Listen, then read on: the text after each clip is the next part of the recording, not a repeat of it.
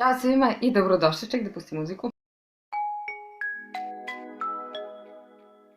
Sam pričala na temu novca, pa rekao ajde malo da čašamo to ponovo. Svakako u opisu ovog videa stavit ću vam playlistu gde imate videa i sa ovog YouTube kanala i sa onog YouTube kanala gde su samo meditacije, pa možda i kroz taj meditativni radni mod možete sebi da doprinesete da neke stvari, neka uverenja malo samo reprogramirate. Naravno, kroz meditaciju možemo da odradimo, pogotovo preko YouTube-a i ostalih platformi, možemo da odradimo deo toga.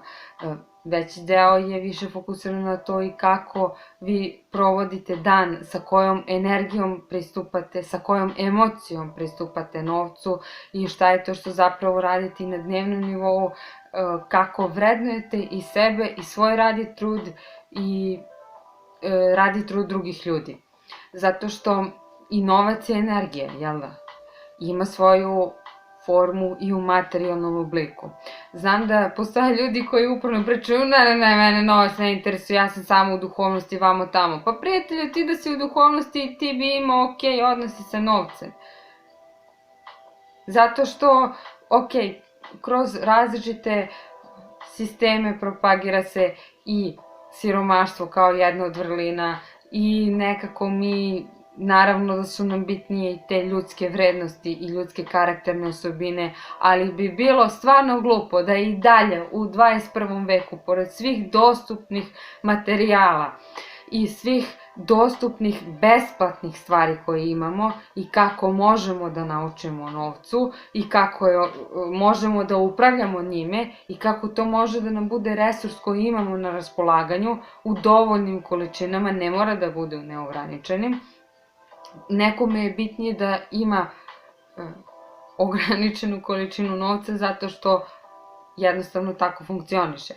Ali to je, ajde sad da ne ulazim sad u tu temu. Šta hoću da kažem? I u tom kontekstu, mislim, možemo mi da se držimo nekih uverenja o novcu kao pijan plota, a da nam to ne služi. Ali aj barem ako se držimo za taj isti plot, da taj plot bude plodonosan. Ajde se držimo nekih podržavajućih uverenja kao pijan plota. Pa da vidimo šta će to da nam donese.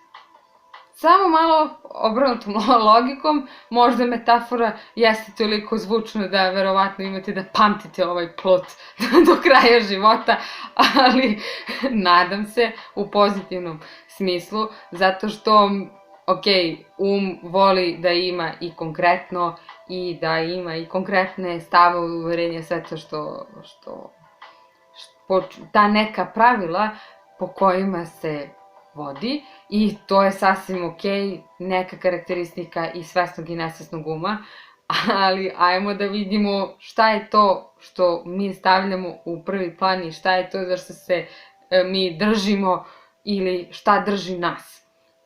U tom kontekstu da možda bi bilo dobro da preispitate šta za vas znači i novac i kupovina, kako realizujete kupovinu, da li je to impulsivna kupovina, da li je to možda kompulzivna, mislim slično, ali ne baš isto, da li stvarno imate možda i odbojenost prema kupovini bilo čega i prema potrošnji novca ili to samo sklizne koliko dođe toliko i ode, kako došlo tako i otišlo. Naš jezik je jako bogat svim tim stvarima koje stvarno se pitam da li su nam to uverenja, da li je to dobro imati kao uverenje ili samo pokazni primer da ne treba tako raditi. Jer, znate, kreiranjem svoje realnosti utičemo i na svoje okruženje, svoju energiju, ali i na energiju i okruženje naših bliskih ljudi. Tako da, recimo, ako roditelji imaju nekog ograničavajućeg uverenja o novcu, može se desiti da i dete povuče to po inerciji, zato što misli da to tako treba i neke stvari i uverenja o novcu nosimo i na tom transgeneracijskom nivou, ali sve se da rešiti. Kako ti kažem, sve to možemo da rešimo pre ili kasnije. Možda samo jednom odlukom možemo da transformišemo svoj život iz korena. Možda to nije samo jedna odluka, možda su 2, 3, 4, 5, ali svakako da možemo da promenimo trenutno stanje i da lako dođemo do željenog stanja.